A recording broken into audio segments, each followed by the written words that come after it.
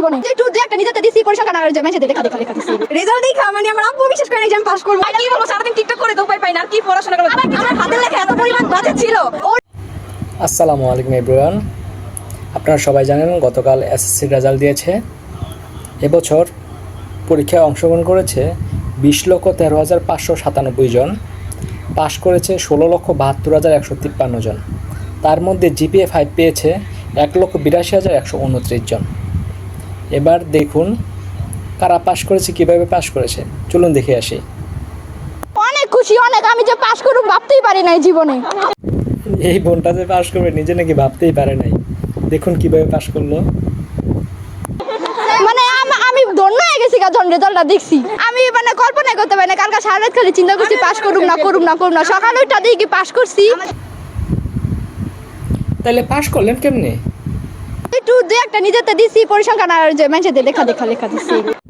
সব সময় সব কিছু তার দেখে লেখা যায় না, তখন কেমনে লেখছেন? দেখা না লেখা যায়, নিনজা টেকনিক আছে নাম গো, আমরা কেমনে বড় হইছি। ও আচ্ছা, তাহলে এই টেকনিক শিখে বড় হয়েছেন। তাইলে কি ম্যাডামেরা আপনাদের এই শিক্ষাই দিছে?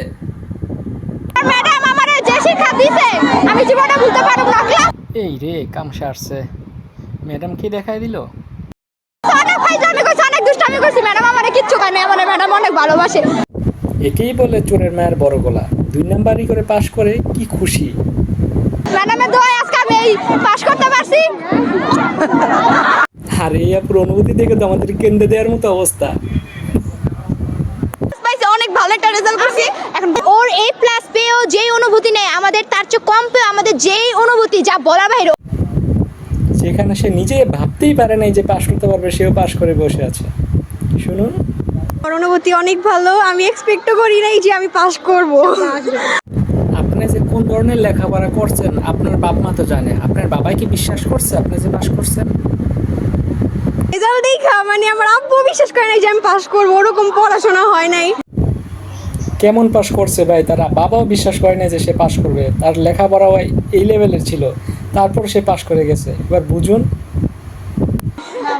মানে আমি দেখা আমি নিজেই শকের যে কেমনে পাস করলাম। হ্যাঁ কি ক্রিকেট? চলেন তো আবার শুনি কি বললো। মানে আমি নিজেই শখের যে কেমনে পাস করলাম। ভাই রে ভাই, এই হয়েছে তার পাশের নমুনা। শখকে বলছে সকেট। এই বোনটি যে পাশ করেছে নিজেই বিশ্বাস করতে পারছে না। আলহামদুলিল্লাহ, অনেক ভালো অনুভূতি। হয়তো এর আগে আমার অনুভূতিটা এরকম আর কখনো হয়নি। এই যে আমি ভাবতেই পারিনি যে আমি পাস করব, তারপরে আমি পাস করেছি। এটাই আমার কাছে অনেক গুরুত্বপূর্ণ একটা বিষয়। ভাবতেই পারি নাই পাস করব। এটা কেন সম্ভব ভাই? যেখানে ভাবতেই পারি না পাশ করবে সেখানে নাকি জিপিএ 5 পাই কিভাবে? কি অবস্থা। আচ্ছা, তারপরে দেখি ওই আপু কি বলে। আর কি বলবো, সারাদিন টিকটক করে তো উপায় পাই না, আর কি পড়াশোনা করব।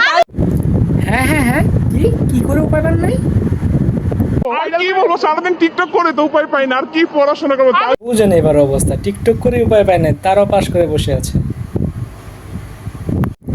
এই যদি হয় আমাদের বাংলাদেশের বর্তমান শিক্ষার্থীদের অবস্থা, তাহলে তারা ভবিষ্যৎ বাংলাদেশের জন্য সম্পদ হবে নাকি বোঝা হবে? আপনারাই বলুন। আজকের মতো এখানেই বিদায় নিচ্ছি। দেখা হবে পরের কোনো ভিডিওতে। ততক্ষণ পর্যন্ত সুস্থ থাকুন, ভালো থাকুন। আল্লাহ হাফেজ।